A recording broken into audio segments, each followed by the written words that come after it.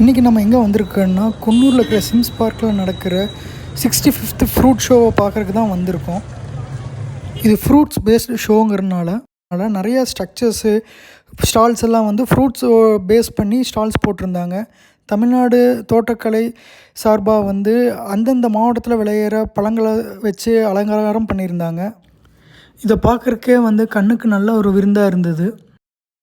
மலைப்பயிர்கள் மற்றும் அரசு தோட்டக்கலை சார்பாக வந்து நிறையா ஃப்ரூட்ஸோட டிஸ்பிளே வச்சுருந்தாங்க. ரகரகமாக வந்து வாழைப்பழங்கள், பலாப்பழம், மாம்பழம், அப்புறம் இங்கே ஊட்டி குன்னூரில் மலைப்பிரதேசங்களில் விளையிற பழங்களோட டிஸ்பிளேலாம் இருந்தது.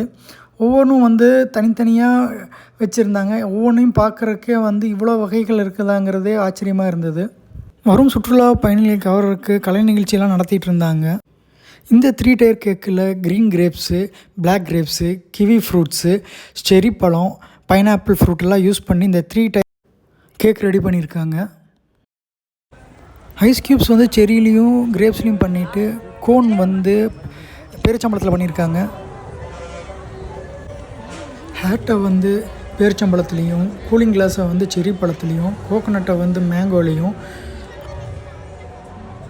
சாண்டோஸை வந்து பேரிச்சம்பழத்தால் செஞ்சுருந்தாங்க. அப்புறம் ஒரு மல்டி கலர் பால் வந்து வச்சுருந்தாங்க. அதில் சாத்துக்குடி, ஆரஞ்சு, கொய்யா வச்சு ரெடி பண்ணியிருந்தாங்க. அதுக்கப்புறம் வந்து ஒரு லைஃப் கார்டு ரிங் ரெடி பண்ணியிருந்தாங்க. அது செரி பழத்தையும் கிரேப்ஸையும் யூஸ் பண்ணி ரெடி பண்ணியிருந்தாங்க.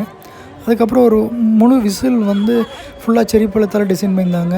பக்கத்துலேயே ஒரு சர்ஃபிங் போர்டு வச்சுருந்தாங்க. அது வந்து கொய்யா பழத்தாலேயும் பேரிச்சம்பழத்தாலேயும் வந்து ரெடி பண்ணியிருந்தாங்க.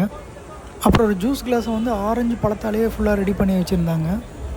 அதுக்கப்புறம் ஒரு டால் ஸ்ட்ரக்சர் ஃபுல்லாக சாத்துக்குடி யூஸ் பண்ணி ரெடி பண்ணியிருந்தாங்க. வியூவர்ஸ், இந்த வீடியோவில் இந்த ஃப்ரூட் ஷோவில் டிஸ்பிளே பண்ணியிருந்த ஃப்ரூட்ஸை பற்றி மட்டும்தான் போட்டிருக்கேன். ஒவ்வொன்றும் வந்து ஒவ்வொரு ஏரியாவில் போட்டிருந்தாங்க. இந்த பார்க்கை மொத்தமாக சுற்றி பார்க்குறக்கே ஒரு 2 மணி நேரம் பக்கம் ஆயிடுச்சு. நீங்கள் நார்மலாக டெய்லி எக்ஸசைஸ் செய்கிறவங்களா இருந்தால் அன்றைக்கி எக்ஸசைஸ் பண்ணாமல் வந்துடுங்க. ஏன்னா உங்களுக்கு நல்ல ஒரு கார்டியோ கிடைக்கும். நிறையா ஸ்டெப்ஸ் இருக்குது, நிறையா நேரம் நடக்க வேண்டி வரும். அதனால் உங்களுக்கு இதே போதுமானதாக இருக்கும். இந்த சிம்ஸ் பார்க்கில் இருக்கிற ஸ்பெஷல் ட்ரீஸ் மட்டும் இந்த சிம்ஸ் பார்க்கோட ஏரியா கிளிம்ஸை வந்து நான் நெக்ஸ்ட் வீடியோவில் உங்களுக்கு நான் வந்து காமிக்கிறேன். ஏன்னா இந்த ஒரே வீடியோவில் காமிக்கிறதுக்கு வந்து பத்தாது. அதனால் இந்த வீடியோ இதோடு முடிச்சுக்கிறேன். பாய்.